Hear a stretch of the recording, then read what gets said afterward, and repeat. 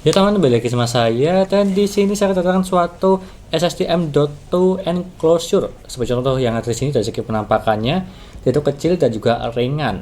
Untuk yang ada di sini, ini adalah mereknya dari PX, dan dikirim oleh PX Indonesia. Apakah ini bagus atau tidak dari segi kualitasnya, dan juga transfer filenya lah, apakah bisa kencang atau tidak. Meskipun dari segi spesifikasinya itu diklaim sampai 1 GB per second, dan kita akan tes saja nanti untuk yang ini. Dan di sini produknya ini adalah PX UCH 101. Seperti contoh yang ada di sini penampakannya di harga 299.000 atau dibuatkan 300.000 lah. Untuk yang ada di sini apakah ini worth it atau tidak. Fungsinya sama seperti di harddisk eksternal. Tapi kalau ini khususnya di M.2 yang dimana dia menggunakan USB Type-C. Dan apalagi juga ada banyak fiturnya untuk yang ada di sini PX UCH 101. Kurang lebihnya seperti itu. Dan sebelum saya jelaskan apa saja spesifikasi yang ada di sini dan juga mereviewnya dari segi transfer file dan juga NVMe-nya panas atau tidak. Kalau menggunakan ini, jangan lupa klik subscribe di pojok kanan bawah tuh ya. Tinggal diklik seperti itu. Lanjut yang pertama dari segi desainnya dan juga box yang ada di sini, itu sangat simpel sekali. Berwarna putih dan juga merah lah, sama seperti logo di PX ini. Dan juga ada spesifikasi di bagian belakangnya sini. Nanti saya akan jelaskan satu persatu dan juga ada cara pemasangannya. Dan juga nanti saya kasih tahu cara pemasangannya ya. Memasang NVMe dan juga memasang heatsinknya, karena di sini ada heatsinknya juga supaya lebih mendinginkan. Dan juga garansinya di sini 18 bulan, 1,5 tahun lah. Untuk ini garansi resmi dari PX Indonesia. Kalau misalnya ada kerusakan langsung ganti baru ya, bukan di servis. Kurang lebihnya seperti itu. Lanjut ke spesifikasinya. Seperti contoh yang ada di sini, saya buka dulu ya. Dia itu kompatibel dengan 4 ukuran yang berbeda di M.2. Seperti contoh ini ada yang serinya 2230, 2242, 2260 dan juga 2280. Dia itu support semua di 4 tipe. Tapi kebanyakan NVMe dia itu di 2280. Tapi intinya dia itu support semua lah dari segi bentuk M.2-nya. Tapi untuk kuncinya di bagian atas sini dia itu support kunci MNB dan juga M. Kalau misal di BK dia itu tidak bisa lah untuk ini dari segi ujung pinnya. Dan apalagi support NVMe dan juga NGFF. Dan juga untuk power supply-nya untuk yang ada di sini jadi menggunakan 5 volt 2 ampere. Dan juga panjang atau lebarnya yang ada di sini untuk dimensinya, panjangnya di 110 mm kali 33 kali 13 mm. Jadi terbilang ini kecil lah, hampir sama seperti M.2 NVMe pada umumnya, tapi lebih panjang sedikit dan juga ini ringan. Bisa dibawa kemana-mana dan juga fleksibel. Dan juga untuk kabel yang ada di sini itu menggunakan USB Type-C 3.1 yang memiliki kecepatan transmisi di 10 GB dan juga transfer data yang sampai di 1 GB per second. Tapi yang cepat lah. Tapi ingat ya, memakai USB Type-C. Dan selanjutnya untuk kapasitas SSD M.2 enclosure yang ada di sini itu sampai maksimal di 4 TB. Kalau yang ada di datanya sih ya 4 TB lah. Tapi kalau yang ada di gambaran ini itu 2 TB. Aku juga bingung sih 4 atau 2 ya. Tapi ya kita lihat aja dari segi spesifikasinya di 4 TB yang paling tinggi. Jadi nyaman. Meskipun kebanyakan orang memakainya di 1 sampai 2 tera lah untuk NVMe, memakai enclosure. Dan juga cara pemasangannya juga sangat simpel sekali sih. Nanti saya kasih tahu cara pemasangannya untuk yang ada di sini, ya di mana menggunakan SSD NVMe ini dan juga thermal pad serta heatsinknya. Ya sangat mudah sekali sih untuk pemasangannya, maupun dipasang dan juga dilepas, tidak menempel lah di heatsinknya. Dan juga ada fitur acceleration protection. Seperti contoh yang ada di sini tulisannya ya. Dia itu mendukung USB trim 70% lebih cepat daripada kecepatan membaca USB Type-C 3.1 yang konvensional pada umumnya, yang dimana kecepatan tulisnya itu 40% lebih cepat, serta mengidentifikasi kesalahan secara otomatis dan juga memastikan filenya tersebut yaitu aman. Jadi seperti itu dari segi fiturnya. Dan apalagi di sini dia itu ada heatsinknya juga ya di bagian atas ini, dia itu sudah tertempel dan juga sudah dibaut lah di bagian atas sini. Jadi mana untuk mendinginkan NVMe dari yang kita pakai. Untuk yang ada di sini nanti kita uji seberapa jauh perbedaannya kalau memakai heatsink yang ada di sini dan juga tanpa heatsink yang ada di sini. Kalau misal jauh sangat worth it sih, apalagi ini sudah termasuk dari segi pembeliannya heatsink di SSD enclosure. Kurang lebihnya seperti itu. Dan juga tambahan ini tuh udah ada free penguncian M.2 ya, kecil yang ada di sini, atau seperti contoh yang di sini.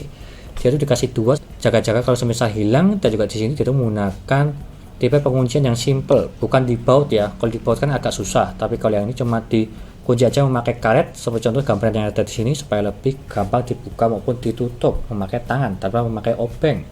Dan apalagi enclosure yang ada di sini UCL 11 itu support dengan Mac OS, Windows maupun Linux. Jadi semuanya itu bisa masuk lah menggunakan ini. Jadi kebaca semua dan bisa dibilang ini universal ke semua operating system. Kurang lebihnya seperti itu. Kalau misalnya ada yang ditanyakan silahkan lihat aja di bagian ini ya. Ada buku panduannya. Simpelnya seperti itu. Ada cara pemasangannya juga lah di bagian buku panduannya. Dan itu aja, nggak usah berlama-lama, kita lanjut saja untuk pemasangannya dari segi thermal pad dan juga SSD NVMe yang ada di sini. Serta habis itu dari segi pengujiannya, dari segi transfer file stabil atau tidak, dan juga dari segi suhunya, apakah dingin atau tidak menggunakan heatsink yang ada di sini. Itu aja, lanjut ke pemasangan dulu, seperti contoh yang ada di sini.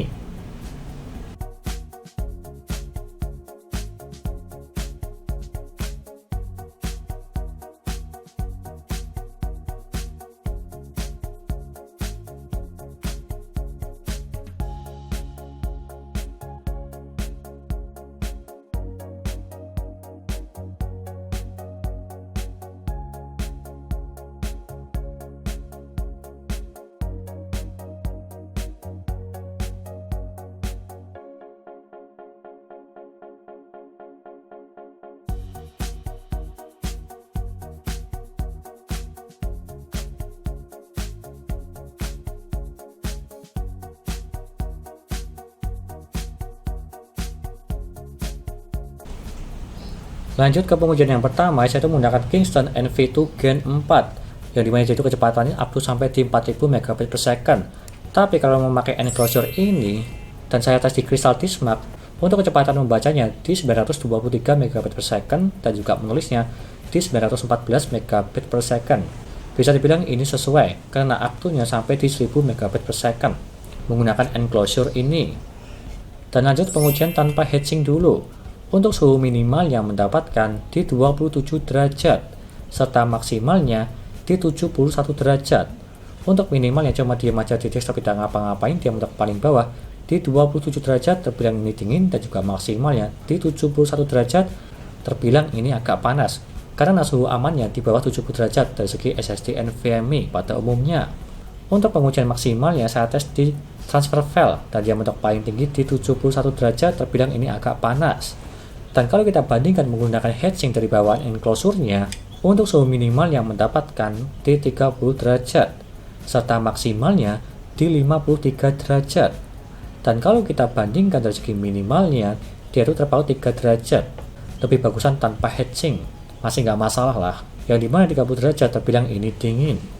Tapi kalau kita bandingkan dari segi maksimalnya, dia itu terpaut di 18 derajat. Sangat jauh sekali tanpa heatsink. Dari 71 ke 53 derajat, ya terpaut 18 derajat sih. Ini lebih worth it dan juga lebih dingin lah kalau misal dipakai secara lama. Kurang lebihnya seperti itu dari segi perbandingan suhunya. Dan lanjut dari segi pengujian transfer file yang dimana saya itu menggunakan NVMe Kingston Gen 4 dengan NVMe SK Hynix Gen 4 dari laptop saya dengan filenya 56GB dalam bentuk RAR. Awalannya mulai dari 1 GB per second lalu stabil sampai selesai. Sebagai contoh bagan yang ada di sini. Dia itu stabil di 1 GB. Meskipun turun di 0,99 GB per second ya sama aja sih kalau dibulatkan di 1 GB. Dan dia itu garisnya lurus stabil.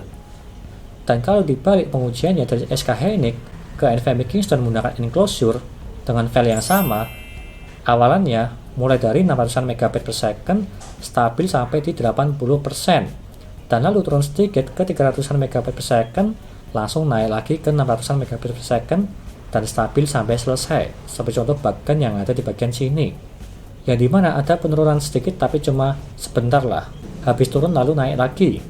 Nggak masalah kalau yang ini, bisa dibilang dia itu stabil dan juga kencang lah, sampai di 1 gigabit per second. Jadi terbilang ini bagus. Dan lanjut ke kesimpulannya, di harga 300.000 apakah ini worth it atau tidak? Terbilang ini worth it lah, dan juga rekomen kalau menggunakan ini. Dan apalagi dari segi transfer filenya itu stabil sampai di 1 GB per second, dan juga dari segi heatsink yang ada di sini jadi juga bagus banget sih, bisa mendinginkan sampai di 18 derajat kalau perbandingan yang saya uji tadi sebelumnya. Jadi lebih aman kalau dipakai jangka panjang menggunakan ini. Dan apalagi membaca maupun menulisnya itu sampai di 900 megabit per second, terbilang ini bagus. yang dimana itu juga simple, bisa dibawa kemana-mana. Kurang lebihnya seperti itu, dan kalau berminat silahkan beli aja, linknya ada di deskripsi untuk yang ini, SSD enclosure dari PX UCH11. Sekian dari saya, jangan lupa like dan subscribe, serta nantikan video lainnya mengenai review power PC dan juga seperti contoh yang ada di sini SSD enclosure dari segi M.2, NVMe maupun hard disk dan juga yang lainnya. Terima kasih sudah menonton.